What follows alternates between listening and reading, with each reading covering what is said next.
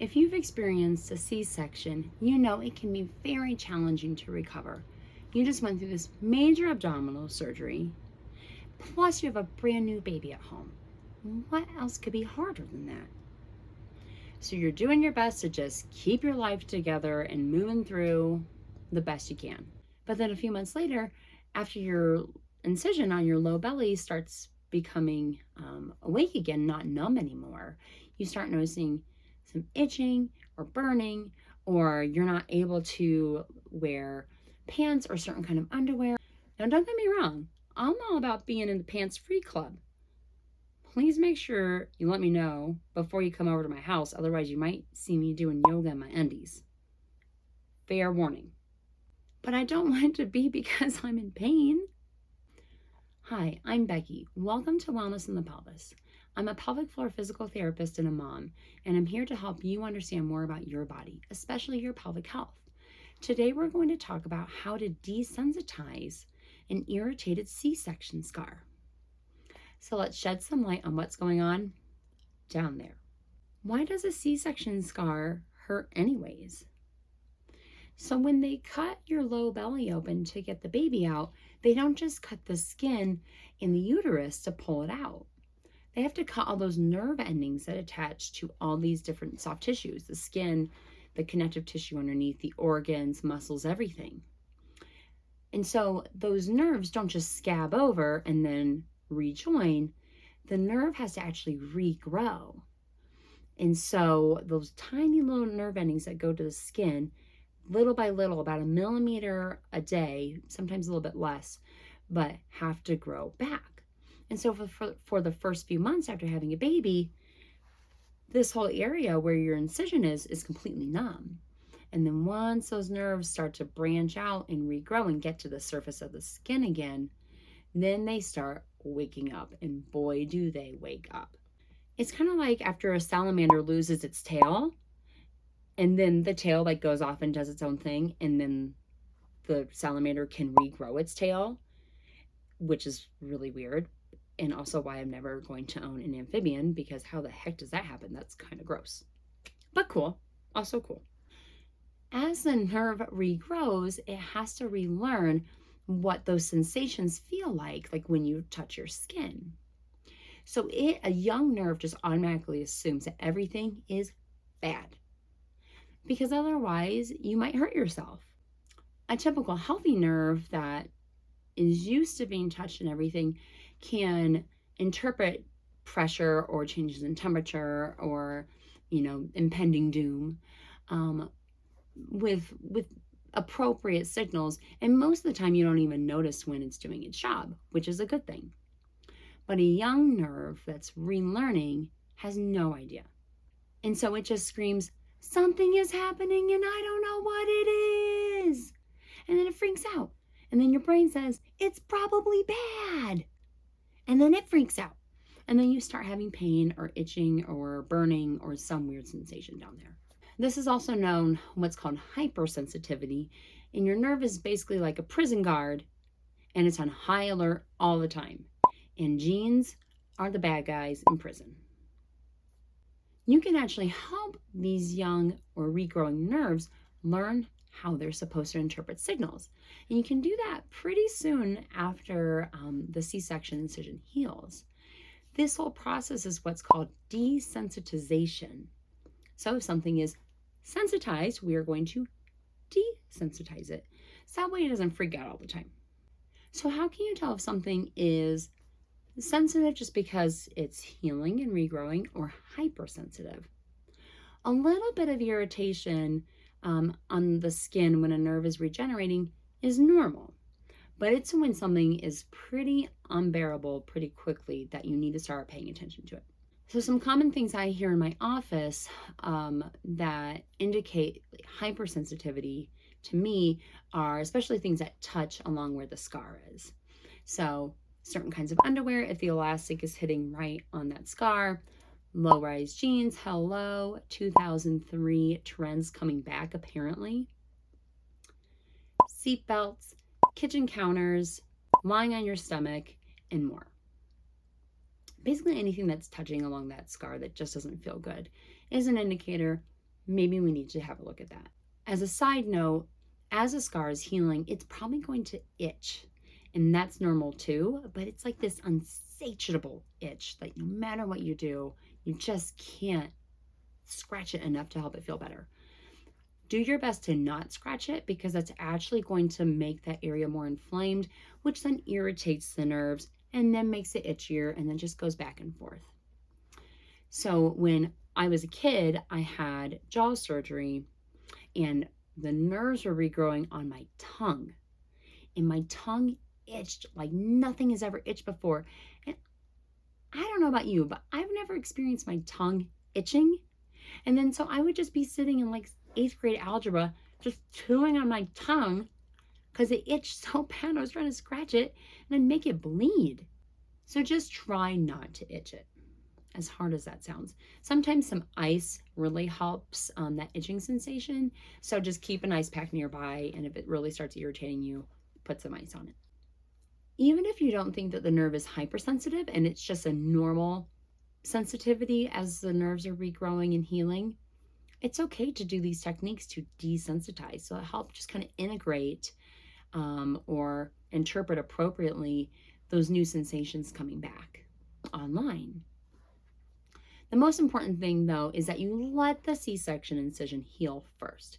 Those sutures or the glue or the staples, whatever they use to close you back up, need to be completely healed. It takes a minimum of 2 weeks. But honestly, I'd wait even closer to that 6-week postpartum appointment to start worrying about this. 1, to make sure that everything really heals.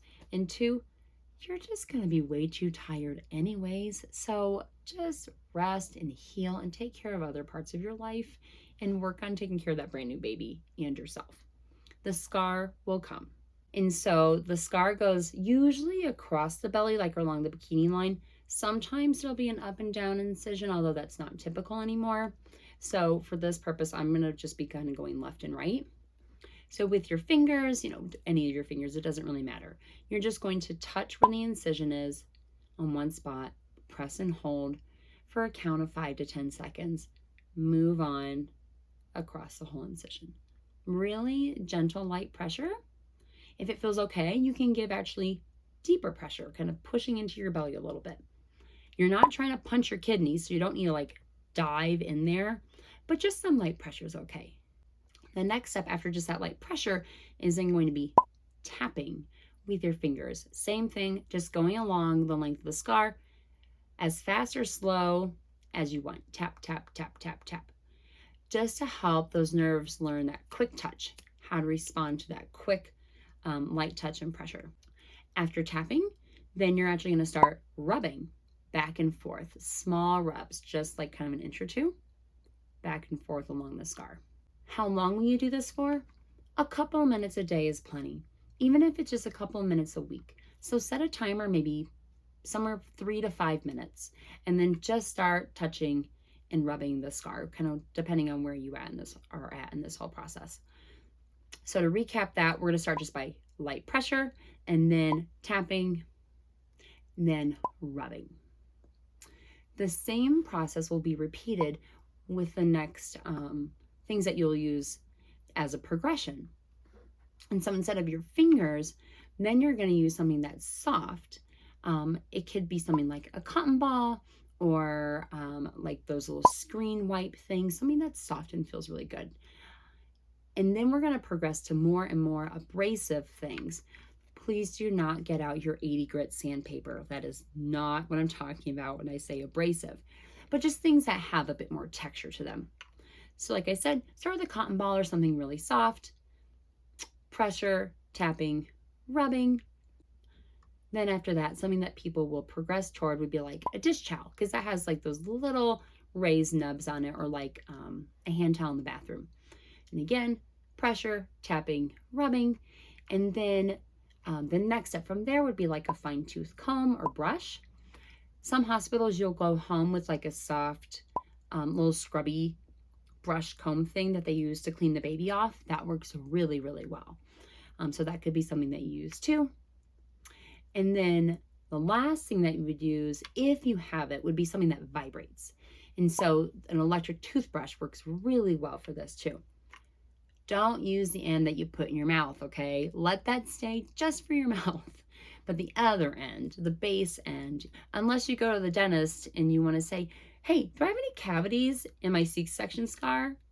And they're going to say, what on earth are you talking about? And then you're going to say, I watched this really weird chick on YouTube that told me to use my toothbrush on my scar. And then they're going to say, please don't watch any more of her videos. But I think you get what I'm trying to say. The more input that you give in this progressive succession, the less sensitivity you're going to have along the scar. How to tell if you're doing too much or not enough. Use a 0 to 10 scale. 0 being, this is totally fine. I feel something, it feels normal. And 10 being, oh my God, please just rip my skin off. Don't go to 10. Please don't rip your skin off. That just is not a good idea. When you're trying to figure out if you're at an appropriate level, it should be about a 3 of sensitivity. You should be like, I noticed that, but it's not driving me crazy. So that's what you're shooting for. If it doesn't feel like a 3 because it's not feeling like much of anything at all in a good way, awesome. Or if it's too much, adjust, okay? So kind of use those different tactile inputs or different variations of touch that we talked about. But use that 3 out of 10 as your guide. In the meanwhile, while things are healing, especially if it's sensitive, there are things that you can do to help it feel better. So if seatbelts are a problem for you, you can get these little seatbelt covers that usually are like for the shoulder strap, but you can put them around the waistband just to add a little bit of smooth pressure. It doesn't work for everyone, but it might be worth trying. And then something that works really well for a lot of my patients are these silicone scar strips that you just put right over the scar, and they're reusable. Everything I've talked about, I'll link in the description box below. What we're looking for are just things to help kind of pad the scar and give you a little bit of breathing room. So that way there's not just this direct pressure on it. And it's okay to, avoid wearing those jeans or underwear or things in the short term, but really that's the last step of all this, is trying to really retrain yourself to use the things that you've been limited by. And so trying to wear those underwear or the jeans that have been bothering you, or purposefully leaning against the sink and then staying there until it becomes that 3 out of 10 sensitivity, and then back off. So once you really start working your way through this progression, you need to start taking it into your day-to-day life too. Follow the same guideline.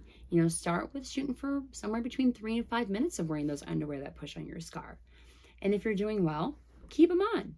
If you're not doing well, take them off. Unless you're in public, please do not take off your underwear in public.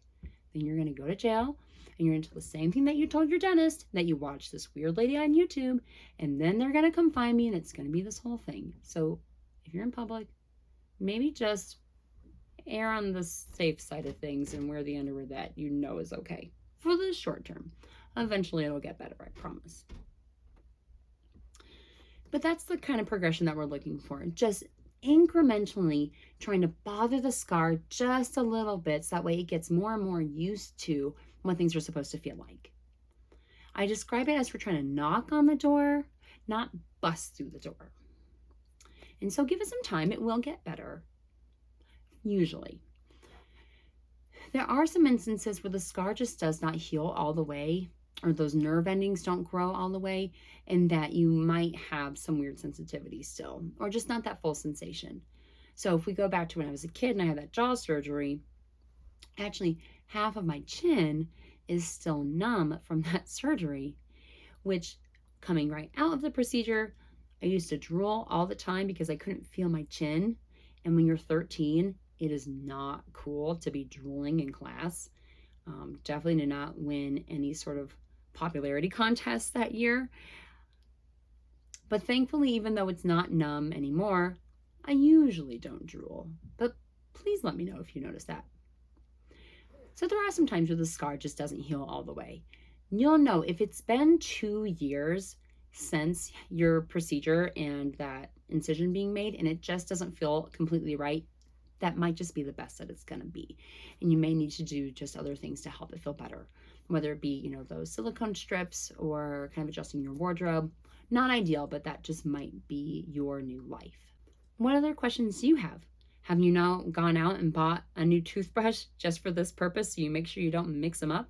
Don't worry about that like or subscribe thing. It's not really my thing either. I'm just here to help you understand more about your body. If that's something you're into, watch more videos. Thanks for coming. We'll see you next time. Bye.